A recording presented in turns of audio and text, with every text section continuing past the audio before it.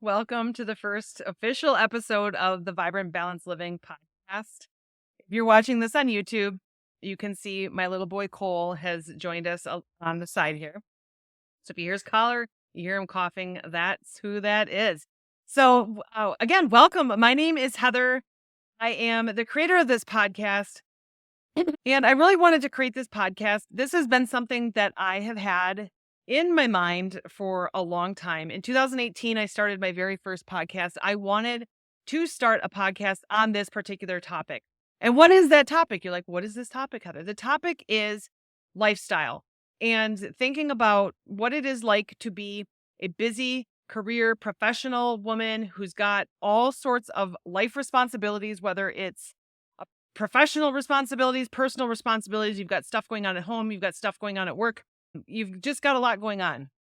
And how do we fit in time for ourselves? How do we fit in the things that we need to do to be able to take care of ourselves so that we can take care of other people? We have a lot of people that are dependent on us, whether they're your children, your parents, your family members, people at work, your friends, whoever may be dependent on you for things. And you want to be able to show up as your best self so that you can support them in the ways that they need it. And one thing that I've learned over the years is that if I take care of the basics, if I take care of the basic principles of living a healthy life, that really sets a good solid foundation for being able to go do all the things. One of the things I think that I'm probably asked about most frequently is just how do I do it all? How do I do it? How do I get it all done? And there's not one really simple, easy answer, but taking care of myself and making sure that I'm doing the right things to have the energy to go do all the things is really the bottom line. And so what I've done is I've created something that I call the balance method. And I've got other videos on it. We'll talk a lot about it on this podcast. But this is 7 different pillars that are really just getting back to the basics, and we're not splitting hairs, and we're not getting I joined several fitness Facebook groups because I just, first of all, I get ideas. I get like, oh, I never even thought to try that recipe or do this thing or do this exercise or whatever. But it also is helpful for me to see just the questions that people are asking. And sometimes we're just splitting hairs. We're splitting hairs over things that, in the grand scheme of things is just really not all that important.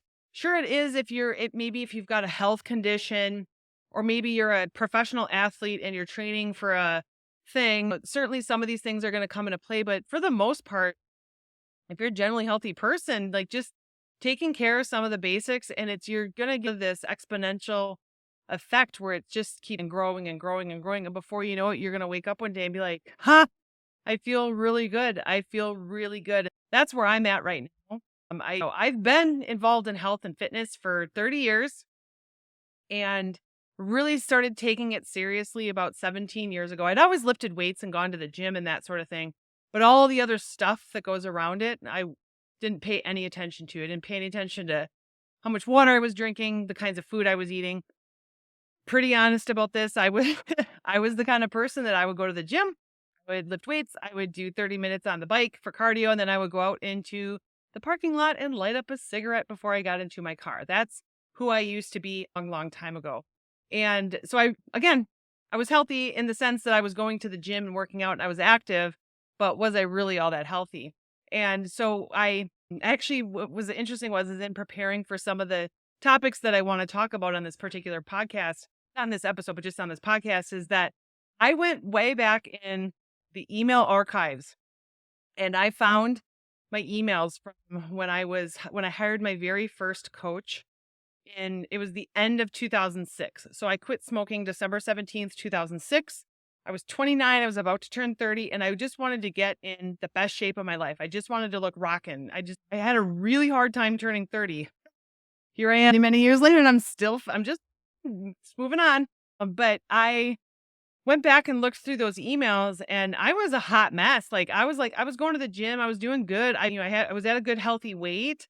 But some of the questions I was asking and some of the things that my coach was teaching me was some very basic things that I just did not know. I didn't know. And so that is my hope for this podcast, is to help those of you that are like, okay, I'm ready. I am maybe not ready, but I'm thinking about it. And I just want to feel like I have the confidence to be able to go and do the things that I need to do so that I can achieve whatever goals it is that you have. Okay. If you're the kind of person that you're just like, I know I probably need to make a change. I might for New Year's, I might have a New Year's resolution, or I do know that next year, my son or daughter is getting married. I want to look good in a dress, but I'm not ready to start doing that just yet. That's great. This podcast is here to help you learn and give you some options and give you some choices of some of the things that you could start doing. And this is also a podcast for those of you that are like, you know what, Heather, I'm ready. I'm ready to do this. I'm ready to get in rockin' shape. I'm ready to do the things that I've been talking about doing or thinking about doing or researching on the internet. And I'm ready to start doing the things. So we're going to have, some actionable strategies, tactics that you can use for this podcast. So that's the vision for this podcast. Today's topic is why self-care isn't selfish, reframing your mindset about taking time for you. And I think that as busy women with a lot of people depending on us, we can sometimes feel a little guilty for taking time for ourselves. And it's probably normal. It's probably normal to feel that way, but self-care really does help you show up fully in all areas of your life, whether it's work or family or any personal goals that you have or whatever it is that you're doing, by paying attention to things like nutrition and hydration and sleeping good and getting 30 minutes of movement in every day. Things like this is really going to help you be able to be present in the moment, in the thing that you're doing, the person that you're with. It's going to help you to manage stress better. It's going to help you to stay calm during stressful situations better. It's going to help you make better decisions. It's going to help you with time management. Like I said earlier, it's really just this exponential thing. It's just you start changing one thing and adding one good thing and one good habit and one good positive thing into your life, and then you start adding another and then adding another and then adding another. And then, like I said, before you know it, you're like, wow, I feel really good and I feel productive and I feel strong and I feel happy and I feel healthy. And every day is going to be like that, but just generally speaking, that's what you're going to feel like. Okay. The old analogy is always putting your oxygen mask on first when you're on an airplane, that you can't help other people unless you help yourself first. Okay. So self-care is really about replenishing your energy, reducing your stress, and then having that mental clarity to stay focused, to make decisions, to stay calm under pressure. All of these are needed for productivity and a balanced life.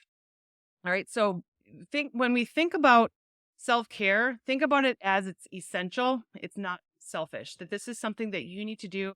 You need to do it for yourself. And if you need to involve other people in it, absolutely do that. Involve other people in helping make the decisions in your household of what meals you're going to be making for dinner and what kinds of activities you're going to do after dinner, things like that. Now, when making a change in your life, you don't want to boil the ocean. I say this all the time. All right. You're not going to. I've worked with thousands probably of people over the years. I've done a lot of work with people in their personal and professional goals over the years. And there's a lot of people out there, myself included, that are super type A plus, and we're going to spreadsheet this out and we're going to do all of the things and we're going to do it all right now and we're going to do it all perfectly. And that's not what we're shooting for here.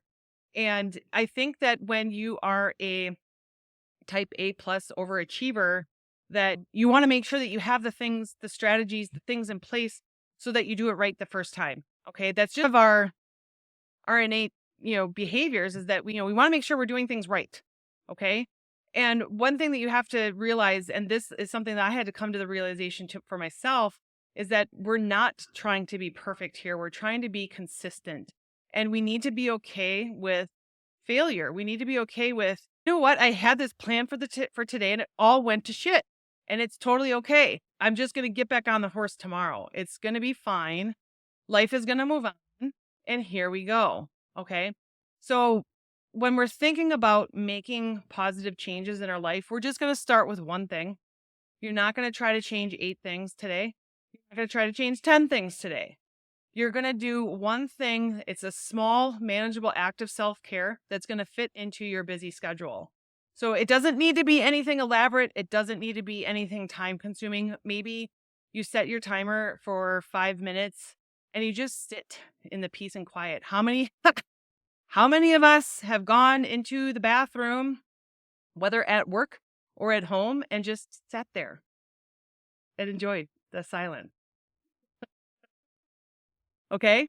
Even doing something like that, that's self-care. Go and sit wherever it's quiet, where you know you're not gonna be bothered. Hopefully not be bothered. Maybe somebody's banging on the door looking for you. But, just find that time that you can enjoy a quiet cup of coffee or just step outside for a breath of fresh air, even if it's just for 5 minutes. 5 minutes can do a lot. And just take in deep breaths in through your nose, out through your mouth. You won't even believe how much that's going to help. And when you start doing that every day, you're gonna start looking forward to it. There are some other things that you can do to prioritize yourself. Some of these are easier said than done. Setting boundaries with work hours. This is a big conversation in the media right now about should you be available after work hours. That's not the topic of this podcast, but is that something that you need to take a look at? Do people have too much access to you? And I probably need to do a whole podcast episode on the fact that our cell phones should not be tethers to our body and we are not connected 24/7, 365. Some of our bosses may think that way. Some of our supervisors may think that way, but is there something that you can do to set some of those boundaries? Can you take short walks and do those deep breathing exercises? Think about a hobby. Think about a hobby that maybe you used to do that you're like, I don't even know why I stopped doing this. I have no idea why I stopped doing this. Maybe you want to pick that up again.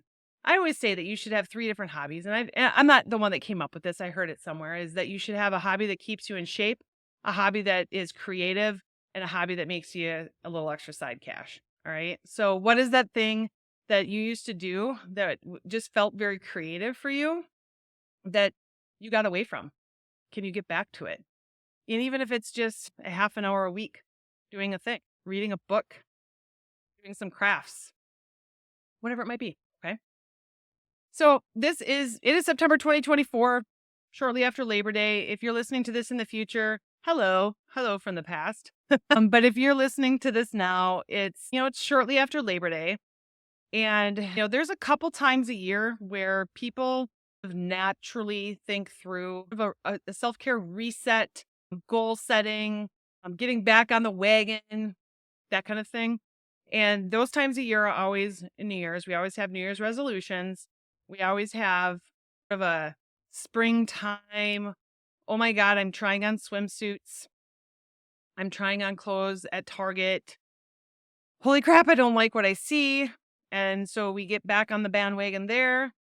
And then in the fall time, it's always when school starts. And that's something that's kind of been programmed into us, is that's sort of the start to fall, even though it's not fall, but it's this new season that those of you that still have young children at home, you got your kids back to school. Maybe you have college age children, you've got them moved into the dorms. And now it's okay. We made it through Labor Day. We got the kids back in school. And it's time to take care of ourselves again. We've got a little bit of extra time now to get back into that routine and figure out what that is for us. What does this new sort of life look like? What does this new routine look like? So use this opportunity. We're coming into fall. We've got 4 months left in the year. There's a lot that you can accomplish. Imagine if you just started right now. It's 16 weeks. We got 16 weeks till the end of the year. It's a long time. You can get a lot done in 16 weeks. And so use this as an opportunity to start thinking through, okay, what is one thing I can do today? Can I just pay a little bit more attention to how much water I'm drinking? Or can I go to bed a half an hour earlier to get a little bit more sleep? Think about things that are going to help you, inspire that shift in your mindset, come back to a normal routine, and reset your priorities to you and your self-care and making sure that you are showing up fully for the people that need you. So thank you for joining me on this first official episode of the Vibrant Balanced Living podcast. I'm very excited about this new adventure. I hope that you find this topic helpful. I've got a lot of stuff planned for this particular podcast. We're going to go into all sorts of different topics around health and wellness, fitness, nutrition, mindset, goals, productivity, our personal goals, our professional goals, whether it's a career related goal, a personal related goal, a fitness related goal, whatever it may be, having those just very basic foundational skills, that's really going to set you up for success. So we're going to be talking about all those different things here on this podcast. I hope you will join me. We do have a Vibrant Balanced Living community on Facebook. I'd love to have you join there. I'll make sure that the link is in the show notes. I've got all sorts of really great resources for you that are free. On my website, you can go to HeatherMonthie, MONTHIE.com. It's HeatherMonthie.com/free. And I've got several different free guides on there. I've got links to a couple of free things for you. So if you'd like to check those out, I'd love to have you over there. And I'll see you in the next episode.